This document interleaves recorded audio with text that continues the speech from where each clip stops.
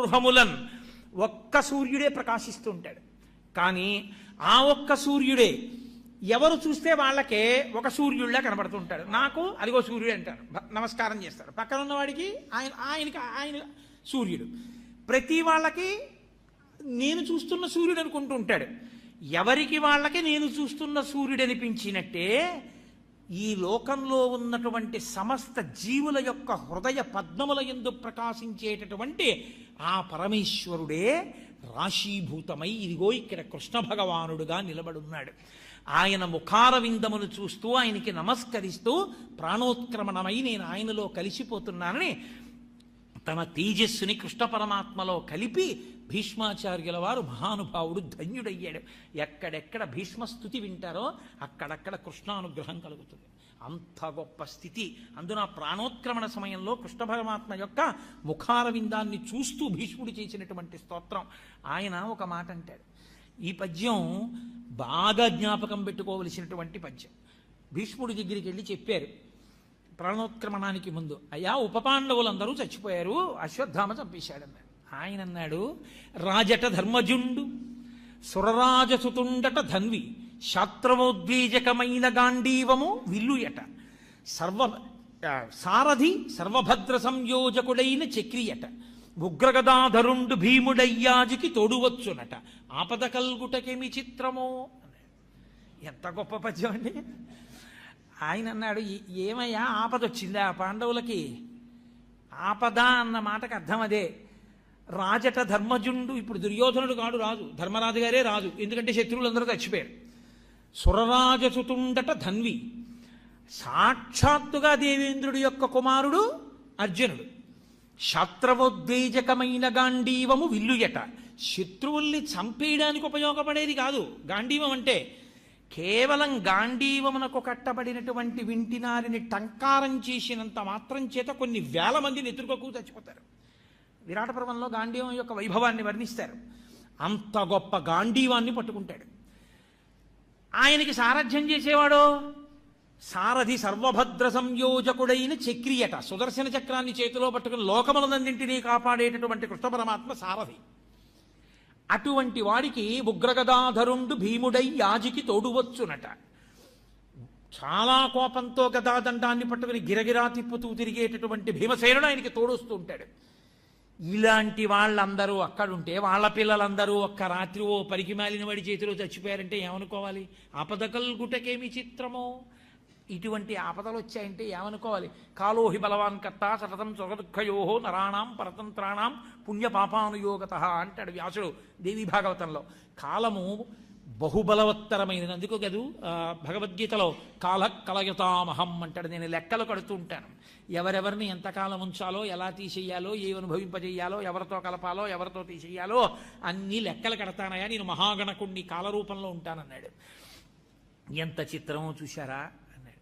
అంటే మనం పైన ఎన్ని రక్షణ సాధనములను పెట్టుకున్నామని అనుకున్నా ఈశ్వరుడు ఆపద రావడాన్ని అంగీకరిస్తే ఆపగలిగిన మనగాడు ఈ లోకంలో లేడు. ఈశ్వరానుగ్రహం ఉందా?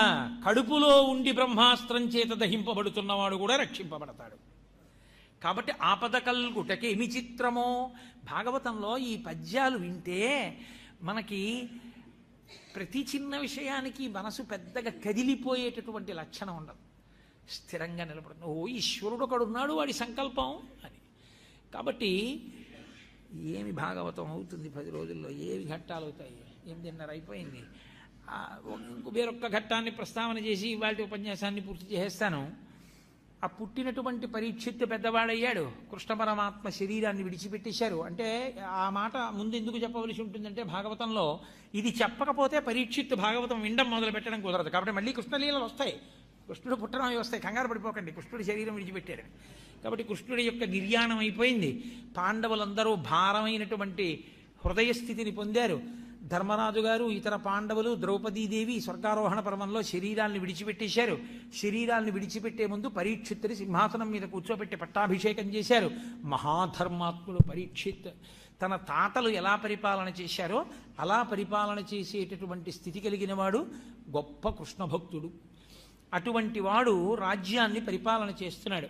పరిపాలన చేస్తున్నటువంటి కాలంలో ఒకానొకప్పుడు ఆయన రాజ్యమంతా విజయయాత్ర చేసి వేటాడి వెడుతున్నాడు. వేటాడేటప్పుడు పోతన గారు ఒక చమత్కారమైన మాట అన్నారు. వేటాడినటువంటి పరీక్షిత్ అన్నిటినీ వేటాడాడు, కానీ చంద్రుడిలో ఉన్నటువంటి మృగాన్ని ఒక్కదాన్ని వదిలిపెట్టాడు అన్నారు. అంతా వేటాడాడు. చిత్రం ఏమిటంటే ఆయన తిరుగుతున్నప్పుడు ఆయనకు ఒక ఆశ్చర్యకరమైనటువంటి సందర్భం కనపడింది.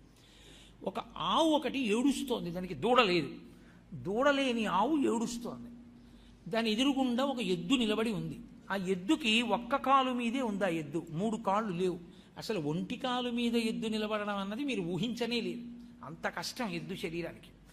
అది ఒక్క కాలుతో నిలబడింది. నిలబడితే ఈ ఆవు ఏడుస్తూ ఆ ఎద్దుని పలకరిస్తోంది. భూమాత గోమాతగా రూపాంతరం చెందింది. భూమియే గోవుగా నిలబడింది, ధర్మమే వృషభంగా నిలబడింది. ఇప్పుడు ఈ భూమాత ఆ గోమాతతో అంటే భూమి ధర్మాన్ని అడుగుతోంది. ఈ లోకంబున పూర్వము 4 పాదముల నీవు నడతువు, శ్రీలలనీశుడులేమిని కాలముచే నీకు ఒంటి కాలయ్యకదే అంది.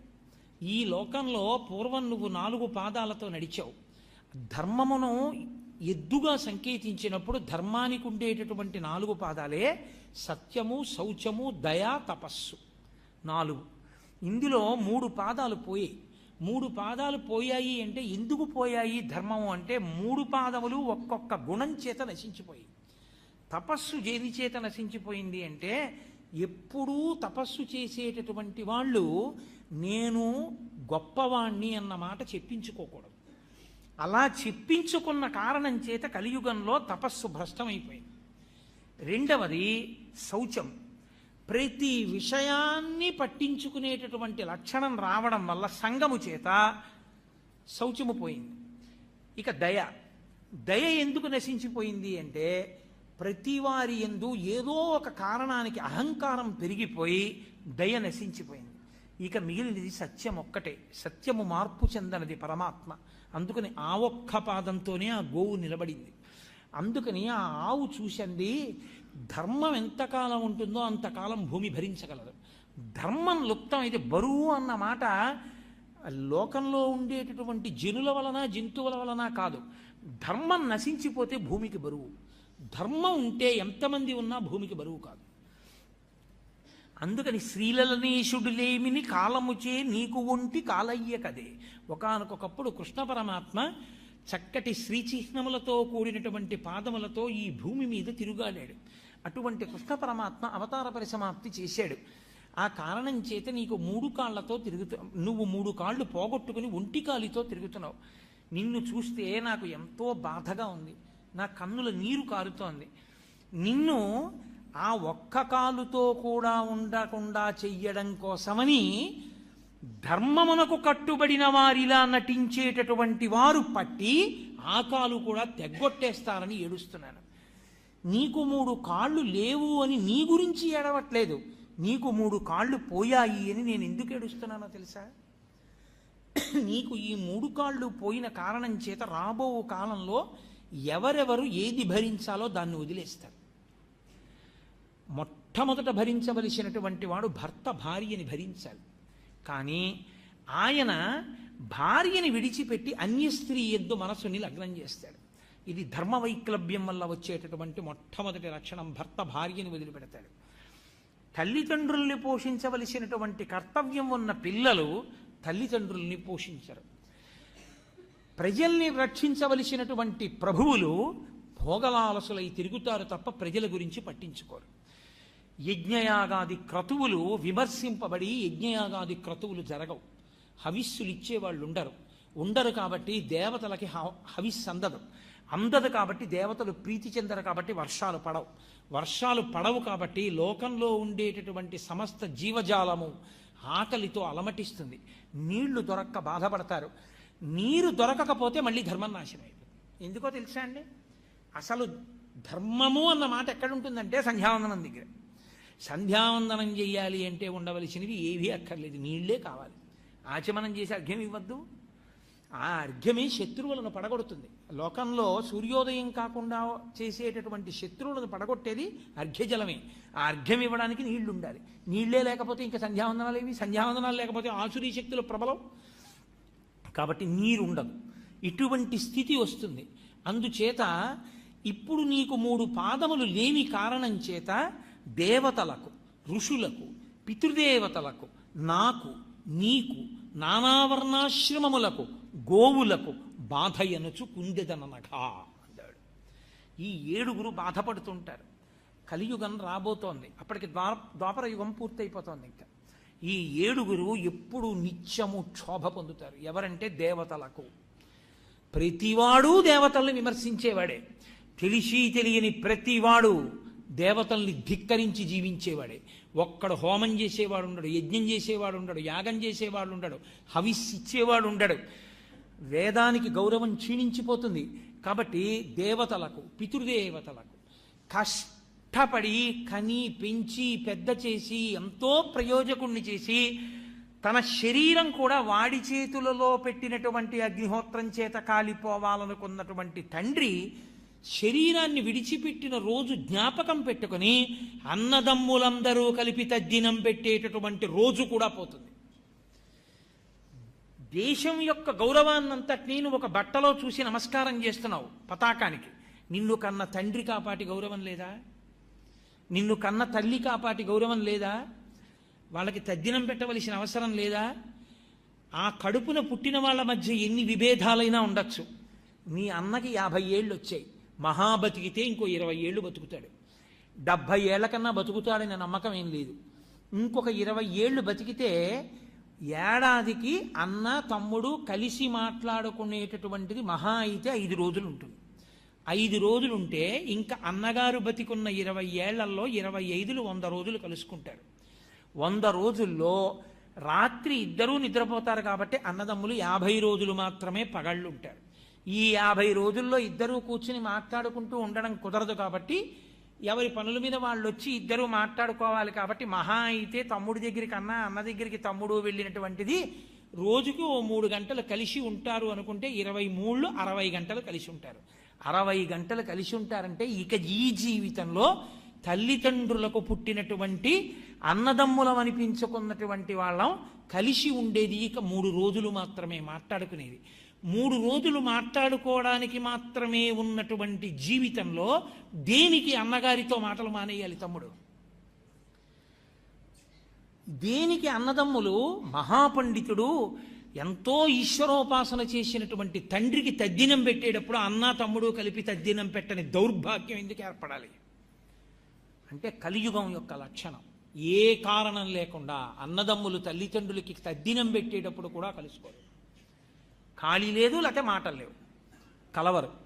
అంతకన్నా దురన్యాయం ఏముంటుంది లోకంలో? కాబట్టి దేవతలకు, ఋషులకు, ఋషి తర్పణం అని చెప్పి ఋషి రుణం అని మనకుంది. వాల్మీకి మహర్షి రామాయణం ఇచ్చారు. లక్షలు ఖర్చు అవుతున్నాయి. 7 కాండలు తెచ్చి ఇంట్లో పెట్టుకున్నవాడు కనపడ్డాడు. అక్కర్లేని పెయింటింగ్, అదేమిటో అర్థం కాదు, 10,000 పెట్టి తెచ్చి ఇంట్లో పెడతాడు. రామాయణం పుస్తకాలు ఉండవు, భాగవతం పుస్తకాలు ఉండవు, భారతం పుస్తకాలు ఉండవు, 4 పద్యాలు నోటికి రావు. తీసుకెళ్ళి నించోపెట్టి ఎక్కడిదో ఎప్పటిదో సినిమా కథ కొంచెం చెప్పి ఆప్ చేసి, మిగిలింది చెప్పి ఆప్ చేసి, ఈ సినిమా ఏమిటి అని అడిగితే టక్ అని చెప్తాడు. ఇందులో నాయకుడు ఎవరంటే చెప్తాడు, నాయిక ఎవరంటే చెప్తాడు, దర్శకుడు ఎవరంటే చెప్తాడు. పాట కొద్దిగా పాడి మిగిలింది ఏమిటంటే పాడతాడు. పోతన గారి భాగవతంలో పద్యం రాదు. కాల్చేయద్దువండి, ఋషులు అవమానింపబడలా? కాబట్టి దేవతలకు, ఋషులకు, పితృదేవతలకు, తండ్రికి తల్లికి తద్దినం పెట్టేవాడు ఉండడు. పితృదేవతలకు, నాకు అంటే భూమికి, నీకు ధర్మానికి, నానావర్ణాశ్రమములకు, ఎవడి ఆశ్రమం వాడికి ఉండదు, ఎవడి కర్తవ్యం వాడు చేయడు. నానావర్ణాశ్రమములకు, గోవులకు, ఆవుని రక్షించేవాడు, ఆవుని పోషించేవాడు, ఆవుకి నమస్కరించేవాడు ఉండడు. ఆవుల్ని చంపి వ్యాపారం చేసుకునే స్థితి లోకంలో వచ్చేస్తుంది.